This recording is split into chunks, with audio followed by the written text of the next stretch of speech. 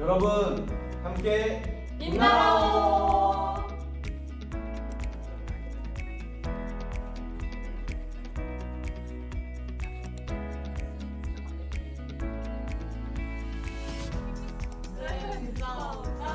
감사합니다. 와.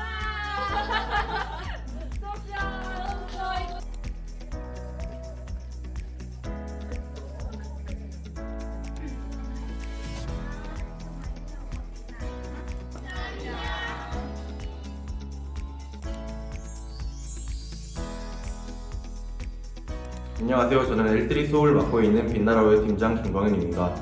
이번 활동을 하면서 정말 많이 배웠습니다. 학생들이 새로운 걸 배우려고 하는 태도, 그리고 한번 시작하면 끝까지 해내려는 모습이 저에게 큰 자극이 되었습니다. 가르치는 입장이었지만 사실은 학생들에게 더 많이 배웠습니다. 이번 수업이 학생들은 단순한 디지털 수업이 아니라 내가 해볼 수 있구나 라는 용기와 가능성을 확인하는 시간이 되었으면 합니다. 앞으로의 어떤 길을 가든 지금처럼 도전하고 스스로를 믿고 계속 성장해 나가길 바랍니다. 저는 L3 학생들의 미래가 정말 기대되고 멀리서라도 항상 응원할 겁니다. 정말 고생했고 함께했던 시간은 저에게 평생 기억에 남을 것 같습니다. 감사합니다. 안녕하세요. 사바이디 한라직업기술원 빛나라오 팀의 레벨 5 수업을 맡아 진행했던 아짠 다오입니다. 처음엔 낯선 환경이고 해야 할 것들도 많아서 걱정이 조금 있었는데요. 코워커분들과 현지 직원분들 그리고 팀원들 덕분에 잘 적응할 수 있었던 것 같습니다. 그래서 그만큼 저도 더 많이 배울 수 있었던 좋은 기회였던 것 같은데요. 특히 학생들이 즐겁게 배우는 모습을 가까이에서 보면서 내가 가지고 있는 경험이 실제로 누군가에게 도움이 될 수 있다는 걸 크게 느꼈던 것 같습니다. 학생들이 수업에 집중하고 새로운 걸 배우면서 점점 자신감을 찾아가는 모습이 저한테도 큰 도움이 됐던 것 같습니다. 이번 활동을 통해 제가 어떤 사람인지 그리고 앞으로 어떤 방향으로 나아가고 싶은지 이전보다 더 알게 된 좋은 기회였던 것 같고요. 함께 해준 모든 분들과 학생들에게 그리고 특히 우리 빛나라오 팀원들에게 정말 감사하다는 말 전하고 싶습니다. 감사합니다. 컵자이더. 서바이디 안녕하세요. L3 수업을 맡은 아짠 다오크앙 고민지 단원입니다. 4개월 동안의 현지 활동을 마무리하는 인터뷰에 참여할 수 있게 되어 모두에게 감사합니다. 이번 활동은 라오스 팀, 코워커분들, 그리고 학생들이 적극적으로 참여해주신 덕분에 잘 마무리할 수 있었다고 생각합니다. 이번 활동은 저에게 정말 의미가 깊습니다. 익숙했던 환경에서 벗어나 새로운 길로 첫 걸음을 내딛게 되었으며 교육은 누군가를 가르치는 것이 아닌 나의 것을 나누는 일이라는 걸 배웠기 때문입니다. 함께 해주신 모든 분들에게 진심으로 감사드립니다. 고맙습니다. 사바이디 안녕하세요. 이번 학기 L5 수업을 마친 아짠 참파 이정솔 단원입니다. 이번 활동은 저에게 정말 잊지 못할 시간이었습니다. 무엇보다도 매 순간 진심으로 참여해주고 저에게도 많은 것을 배우게 해준 우리 L5 학생들에게 가장 먼저 감사 인사를 전하고 싶습니다. 학생들이 웃으면서 즐겁게 배우던 모습은 정말 평생 잊지 못할 기억이 될 것 같습니다. 그리고 제가 학생들에게 도움이 될 수 있었다는 사실만으로도 정말 감사했습니다. 끝으로 항상 든든한 힘이 되어준 우리 팀원들과 코워커 파이툰 베어에게도 진심으로 고맙다는 말을 전하고 싶습니다.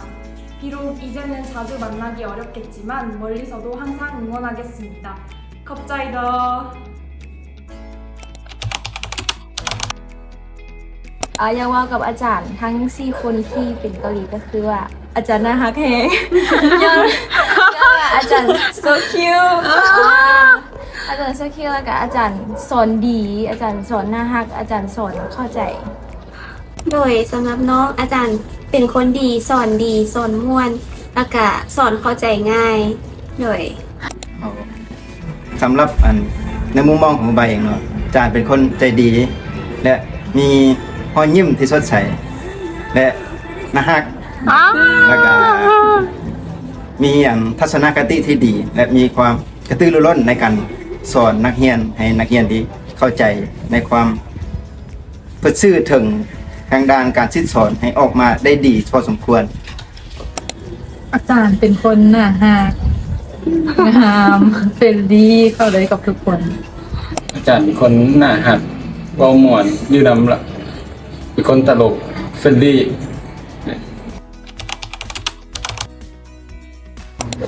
โรงเรียนนี้มีความหมายหลายอย่างเนาะหลังจากเราเรียนจบนี่ก็ไปประกอบอาชีพได้เรียนนี่เราก็ได้ความรู้หลายแล้วก็เขาได้ประสบการณ์การตัดต่อวิดีโอการถ่ายรูปการลิ้นโดรนแล้วก็หลายอย่างที่อาจารย์แนะนำระหว่างกิจกรรมต่างๆ โรงเรียนนี้มีความหมายหลายในการเพื่อจะเอานำความรู้นี้ไปใช้ในทางที่ว่าในยุคพัฒนาในยุคการ AI ใช่ไหมเพราะว่า AI ในยุคปัจจุบันนี้เข้ามาหลายในสื่อสังคมแล้วก็สื่อทางโซเชียลมีเดียเราสามารถนำไปปรับใช้บอกว่าจะ Canva หรือว่า CapCut หรือว่า Suno เราก็สามารถไปแต่งเพลง Canva เราสามารถเฮ็ดโปสเตอร์เฮ็ดป้ายต่างๆ และ CapCut สามารถตัดต่อวิดีโอสามารถลงโซเชียลต่างๆได้ไปเฮ็ดเป็นยูทูบเบอร์บ่หรือว่า TikTok Facebook หรือว่าจบก็เข้าใจ ของเฮียนี่มีความหมายหลายเพราะว่ามันเป็นห้องที่รวมทั้งความม่วนความซึ้งความตื่นเต้นสิ่งใหม่ๆการเรียนใหม่ๆแนวคิดใหม่ๆทัศนคติใหม่ สมองเฮียนี่มีความสำคัญหลายเพราะว่าเฮ็ดให้เฮาพื้นฐานเกี่ยวกับบทเรียนต่างๆเพื่อนำไปต่อยอดในชีวิตประจำวัน มีความหมายหลายเพราะว่าเป็นบทเรียนที่ค่อนข้างไซส์หลายแล้วก็เพราะว่าเอาไปตัวจริงก็มีหลาย ครับ แล้วก็บทเรียนที่อาจารย์สอนมาพร้อมเอาไปใช้ในเรียกงานประจำวันในบริษัทหรือว่าบอนใดบอนหนึ่ง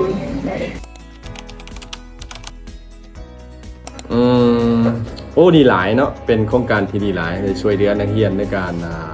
สอนให้นักเรียนรู้สิ่งใหม่ๆเทคโนโลยีใหม่ๆโอเคแล้วก็ยังจะไปช่วยเหลือเรื่องอุปกรณ์ในการเรียนการสอนให้กับนักเรียนให้กับคะแนนการ good ค่อยคิดว่าค่อยภาพรวมก็คือดีหลายก็คือพวกเขาได้ช่วยเหลือซึ่งกันและกันอาสาสมัครเป็นกันเองเฟรนลี่ใจดีเฮ็ดเวียกช่วยเหลือพวกเขาทุกอย่างทั้งอุปกรณ์ทั้งช่วยเหลือนักเรียนในเฮ็ดให้บางสิ่งบางอย่างข้าพเจ้าก็ยังได้ถามเกี่ยวกับบทเรียนในการเฮ็ดให้เฮาได้อัปเกรดความรู้ความสามารถขึ้น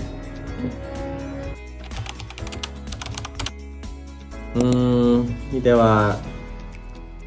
โครงการเฮาก็สิจบเนาะก็แต่อวยพรให้อาสาสมัครมีสุขภาพเข้มแข็งกลับบ้านด้วยสวัสดิภาพมีความผาสุกในชีวิตส่วนตัวในครอบครัวและก็หวังว่าจะได้ทั้งสถาบันทั้งคะแนนข้าพเจ้าจะได้รับการช่วยเหลืออาสาสมัครสุดๆต่อไปข้าพเจ้ายินดีและดีใจหลายที่โครงการดีๆนี้จะมาช่วยเหลือพวกเราขอบใจ Okay, ขอบใจหลายๆขอบใจพี่ทอง Our conclusion Tongkwan and we write the lecture for yeah okay This is Korean. ภาษาเกาหลี wow oh nice This thank is you so Korean. much yeah